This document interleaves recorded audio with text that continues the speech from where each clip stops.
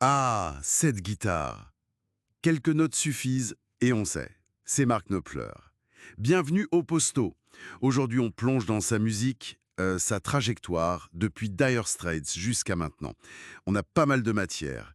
Des analyses de blogs pointues comme Text Block et Rock'n'Roll, des discussions de fans enflammés sur Reddit, des chroniques d'albums aussi. Golden Heart, la BO de Cal, et puis le tout récent One Deep River. Sans oublier un numéro spécial de Crossroads. Oui, et l'idée, c'est vraiment d'aller chercher l'essence. Qu'est-ce qui fait que ce son Knopfler est si unique? Et puis, comment sa musique a évolué après le phénomène Dire Straits? Et aujourd'hui, quelle est son influence réelle? Justement, parlons-en de ce style. Ce qui est fou, c'est que ce son, on pense tout de suite aux guitares, mais ça vient d'abord de ses doigts, en fait. Il joue sans médiator, en finger picking, ça donne un son, ouais, à la fois percutant et très mélodique, presque comme une voix. C'est vraiment sa signature profonde. Bien sûr, ses guitares, la Stratocaster, la Les Paul, ça joue aussi, mais la base, c'est les doigts. Tout à fait. Et il y a cette fluidité, cette précision incroyable, mais sans jamais tomber dans la pure démonstration, quoi. C'est toujours au service de la mélodie, de l'émotion.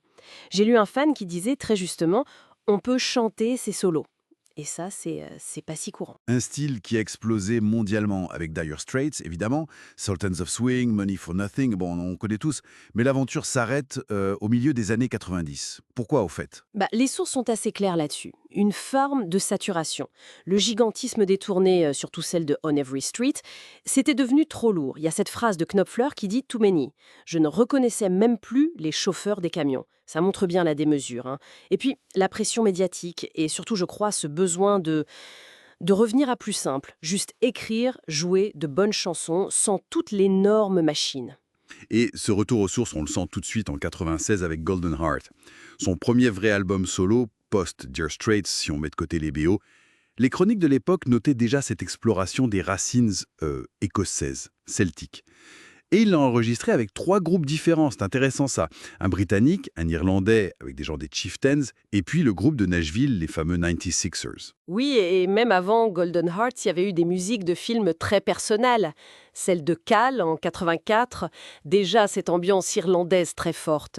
Et c'est là d'ailleurs que commence sa longue et fructueuse collaboration avec Guy Fleischer au clavier. C'est aussi là qu'on entend bien sa fameuse Schecter rouge, cette télécaster un peu modifiée. Et plus près de nous, le dernier album, One Deep River, sorti en 2024. Qu'est-ce qu'on en dit?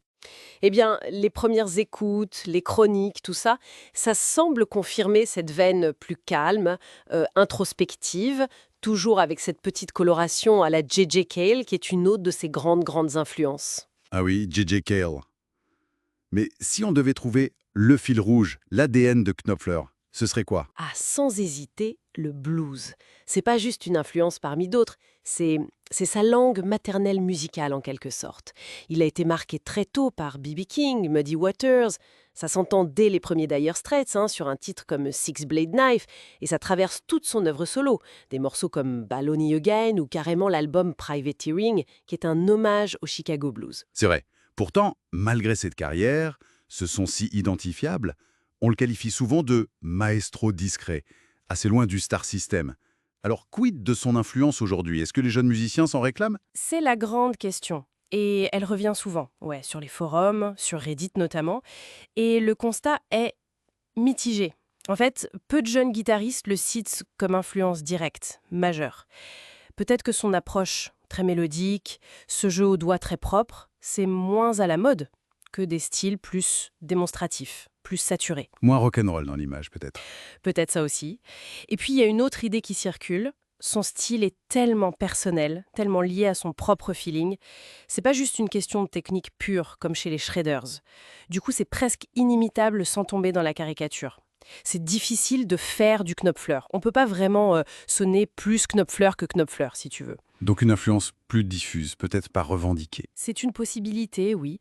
Cela dit, on peut quand même entendre des échos chez certains, hein, des gens comme John Mayer, Jason Isbell parfois, et de façon plus étonnante, certains artistes de ce qu'on appelle le desert blues en Afrique.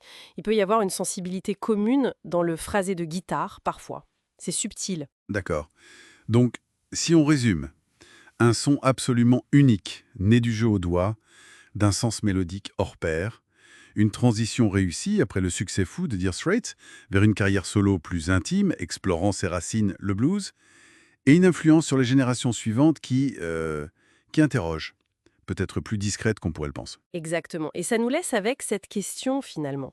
Est ce style Knopfler, si centré sur la nuance, le feeling, l'émotion brute plutôt que la performance technique visible, est-ce que c'est un héritage qui est plus difficile à assumer, à revendiquer ouvertement aujourd'hui?